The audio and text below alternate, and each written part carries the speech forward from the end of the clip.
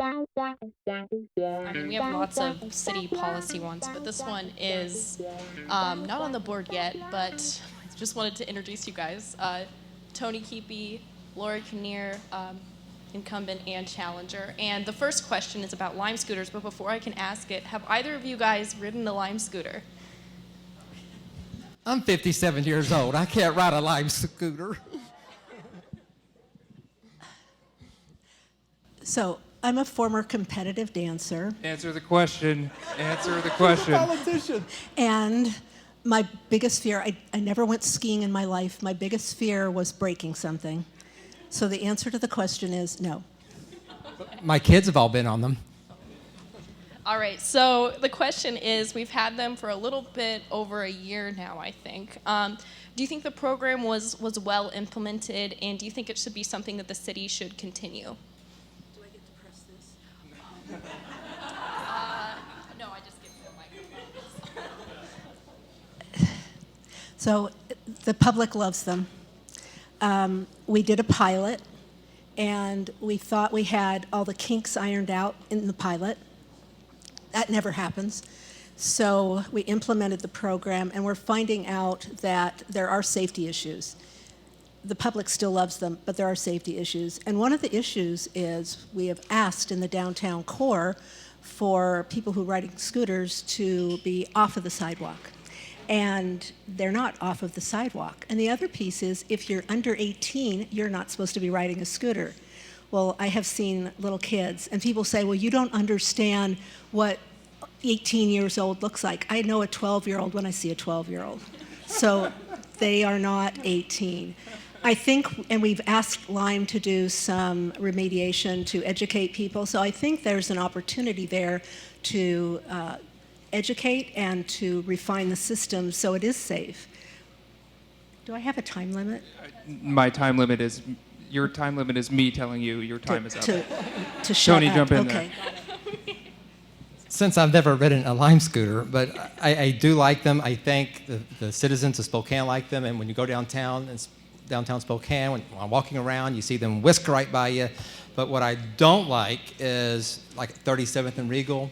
There's 4 Lime scooters sitting there all the time, and then I see a handicapped person in a wheelchair driving by. This has happened twice in the past couple of weeks, where I've seen her on her wheelchair trying to get by, and she has a very hard time there at where the Ferris High School is, at 37th and Regal. And we need to have better regulations on where they can stand, where we can put them up. But when you have 4 right there, it's not good for the city. It's not good for the citizens that are using the sidewalks. So would you support like an update in the city's code? Absolutely. I'd just like to have some more regulation on where they can be. And I've actually talked to Kelly Lotz about it because he oversees the Lime Scooter program. And they're not supposed to be like these are always placed when I drive by 37th and Regal and seeing them sitting there. Okay, next question. Do you believe the city should continue to enforce its laws against public camping and sitting and lying on downtown sidewalks, even if there is not enough shelter space this winter? Yes, I do believe we need to enforce our laws. We have a lot of misdemeanors going on, and it's sad that District 9 court system has made a law saying if we don't have places for people to stay, they can still lay on the streets, but we have to find places for them to go to. But we really got to give help where help is needed, because every person they have dignity, they have their own story, and we've got to make sure that they're getting the help they need, whether it's drug rehabilitation, mental health, or just they're down on the luck, they need some basic skills, some home. We've got to help people that way. But we've got to enforce our laws and stop the encampments going on, because look at out here, how many times do you go to the park and you don't feel safe going to the park because there's a lot of homeless tents up, encampments. And I don't want to be Seattle. You go to Seattle, there's hundreds of tents, thousands of tents. We've got to make changes here, and we don't want to be a Seattle. We want to be a beautiful Spokane. Lori, I feel you have an answer. It's right on the tip of my tongue. I helped write the camping ordinance, and I did not write the sit and lie, but we have to abide by the laws. And the laws say, right in our ordinance, if there is not shelter, we cannot enforce that. And if we break that law, we will be sued. And in fact, we are being sued right now because we broke that law last year. I am not willing to get the city into a lawsuit or more than one lawsuit so that we can feel good about keeping our streets free of people who are homeless. We have to provide shelter for people. We have to provide services if they have mental health issues, if they have drug addiction. We absolutely need those services, but we also have to provide shelter. It is not safe on the street, but at the same time, I am not willing to break the law. Can I say one more thing? Go for it. We need a city such as Spokane to stand up against District 9 court system. We need to let them know that we don't have the money, the finances to put everybody into a shelter, but we want to help them out. We've got to challenge the District 9 court system. Lori, a rebuttal to that rebuttal, to your rebuttal? So if you don't have a shelter, if you have people on the streets and you don't want them on the streets, where do you put them? That is not a jailable offense. You cannot put people in jail for being homeless. And the idea, and I've heard this said over and over again, just get rid of them. That's not possible. People need services. We can't just put them in jail. So I'm sorry, but we need to provide those services, and we need to follow the law. Other people are challenging District 9. We'll probably jump onto that lawsuit as well, but right now it is the law of the land. Okay, next question, Rebecca. So Tony, in the Inlander today, they also profiled your guys' race, and Matt Shea came up and you called him a mesmerizing speaker, and Lori has called for him to resign, and you appeared in the list of when he was talking about surveillance. Do recent reports of some of his activities outside of his role at the legislature concern you, or why not? There's things I like about President Trump. There's things I do not like about President Trump. There's things I like about Matt Shea. There's things I do not like about Matt Shea. What do you like about Matt Shea? I think he's mesmerizing. Have you ever heard him speak? When he's in front of a crowd, it's just like, wow. He really, you listen to every word he has to say. But there's things I do not agree with the militia, all these other things have come out in the past few weeks, and that's not part of Spokane City, but Matt Shea is Matt Shea in District 4. I mean, does it concern you that he's putting people like in lists to surveil, and does that make you want to withdraw your support of him or the state of Liberty? Matt Shea has not support. He made the recommendation that they should vote for me during the primary when there was Ms. Kinnear, Liz Fleming, and myself, all of the candidates that can handle the homelessness. Let's vote for Tony Kiepe. And I did share that on my Facebook page. I did share that. But I haven't talked to Matt Shea this year, and I did go to his campaign event 2 years ago. It was 2 years ago I went to his campaign event. But I haven't talked to Matt Shea and haven't talked to him about my campaign. Okay. But do you think surveillance and that kind of thing are the things that he's doing? No, wrong? I disagree with that. No, I disagree with the surveillance and that. Yes. Lori. Lori, do you want to respond? Did I not answer the question? I'm sorry.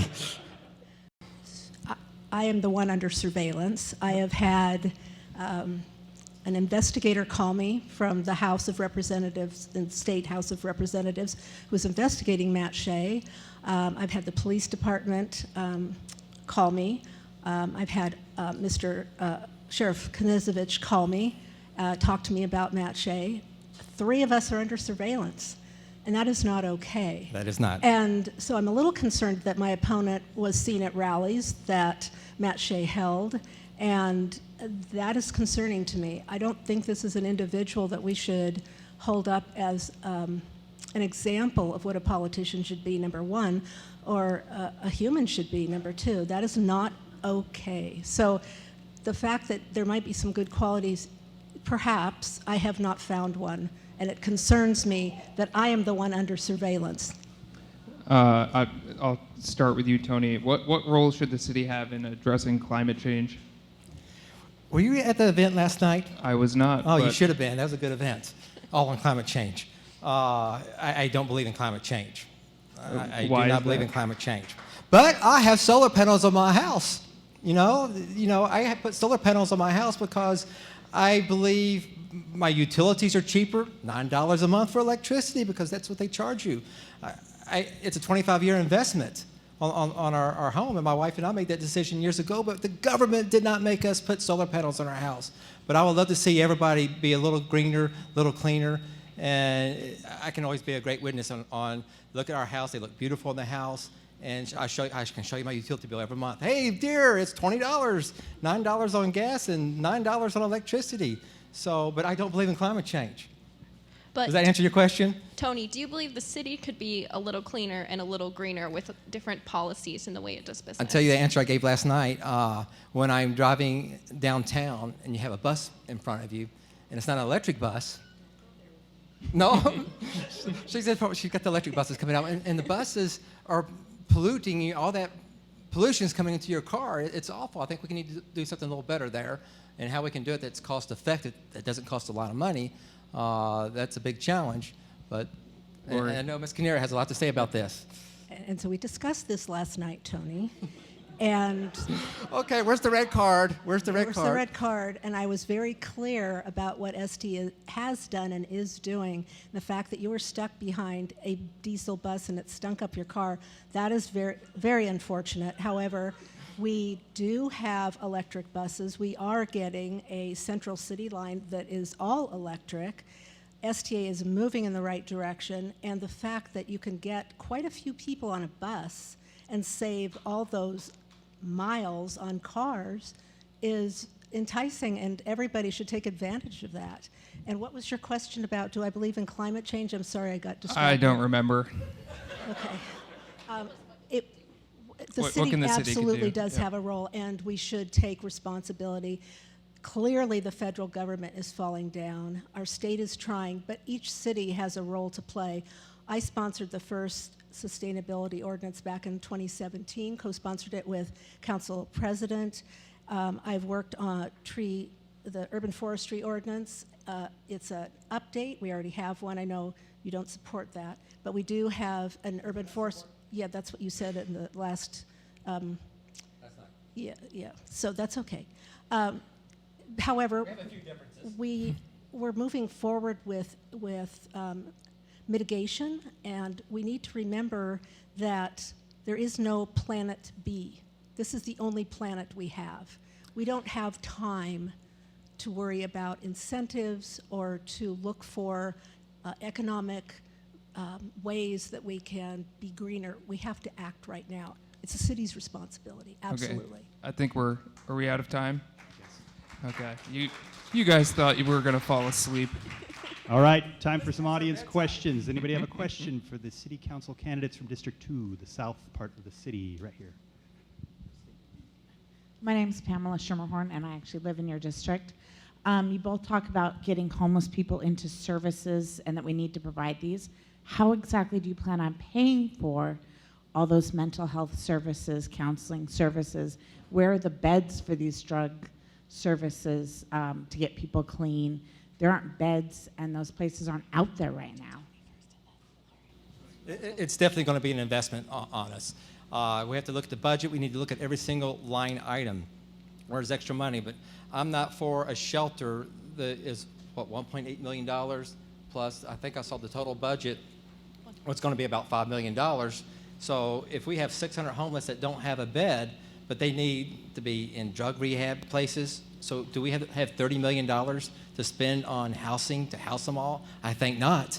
It's not the city's responsibility to spend that kind of money on our homeless, but we've got to get them in areas where we can help them to get a hand up. And every homeless person has a unique story. I've talked to... All right, Tony, we want to give you both a chance to, I'm answer sorry. and get to... I'm sorry. I'm a salesman, so I can talk for a long So time. I want to give Lori a chance to answer before, to make sure all the audience does too. So we are getting money from the state for mental health beds, and those will be coming online next year. I sponsored a resolution asking for our regional partners to step up too, because it is not a Spokane problem. It is a regional problem. It is a state problem. It is a national problem. And our partners, the county, other cities surrounding us are not stepping up. So I've asked that. Councilmember Beggs is working with the county right now so that we solve this as a regional problem and not a city of Spokane problem alone. All right, another audience question right here. Hi, my name's Laura Renz, and what you were talking about with the Lime scooters, you're absolutely correct. They are a danger to pretty much everyone. They won't stay off the sidewalks. So what would be both your plans for enforcement. There are codes. There are, right on the scooters are listed the rules and regulations. They're not being enforced. As a person with a disability, it is very difficult to navigate the sidewalks. I'm downtown a lot. I've seen what both of you have described, people in wheelchairs being almost run over, people with service dogs, the abled or the disabled. It's difficult. So what would your plans be to get some enforcement out there? Lori, why don't you take this one first? I think the responsibility is up to Lime. If they do not obey the law, if they're not enforcing the laws that we have, if they're not out there educating, then we need to hold them responsible and pull that contract. At some point, you have to hold you have a carrot, but you take the carrot away and get the stick out. I don't think that our police should be used to enforce that. I think they have enough to do, but I think we need to really hold Lime's feet to the fire. Yeah, I do agree there. We have laws. We need to tighten them down. And again, I think with having a police more presence downtown, with the police precinct downtown, and having 5 more officers downtown, that's going to help. Where they're walking the beats, they can gently say, you can't do that. And I believe the kids need to have helmets. Why do we say it's okay not to have a helmet if you're on a Lime bike versus being on a regular bike? The citizens, they don't need it. They have to have a helmet. So what's going to happen if somebody gets hurt really bad and they sue? Who are they going to sue? Lime or the city? So the contract keeps us out of it. So does that mean if you would want to update the law to take back the helmet requirement, so helmets are required now? Yeah, I think everybody should have a helmet on. Okay, time for the quiz. You ready? I'm not good with pop quizzes. These are district-specific questions, pretty much. Quick fire. Very good. With your answer, Tony. Okay, question 1, whoever rings first gets to answer. What is a baby turkey called? Gobble, gobble, gobble. You ring the bell. Lori? A turklet. Joe? Good guess. They're all over our street right now. They've been a lot of fun, but I don't remember the name. It is called a poult. P-O-U-L-T. Okay. There are some turkeys. Question 2, multiple choice. A home on 14th Avenue in the South Perry district served as the clubhouse for Spokane's first what? Motorcycle gang, Boy Scouts troop, golf course, or labor union? Lori. Labor union. Oh, I'm sorry, no. I was going to go golf course. Yes, you got it, Tony. Nice work. Thank you for going first. Question 3. What was the original name of the Bing Crosby Theater? Original. Lori? The Met. No, that was not the original name. Go way back, way back. Guess again. Okay, it's called the Clemmer Theater. Clemmer, named after the owner. Did anybody know that? I did. Question 4. What was the first paved street in Spokane? It wasn't Cuba.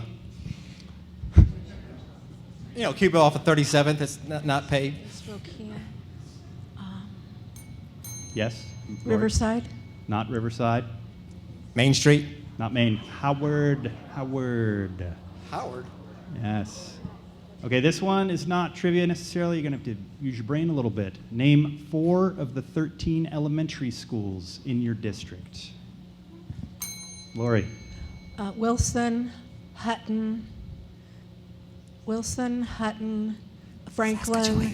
and Roosevelt. Yes, you got it. There are all 13 right there.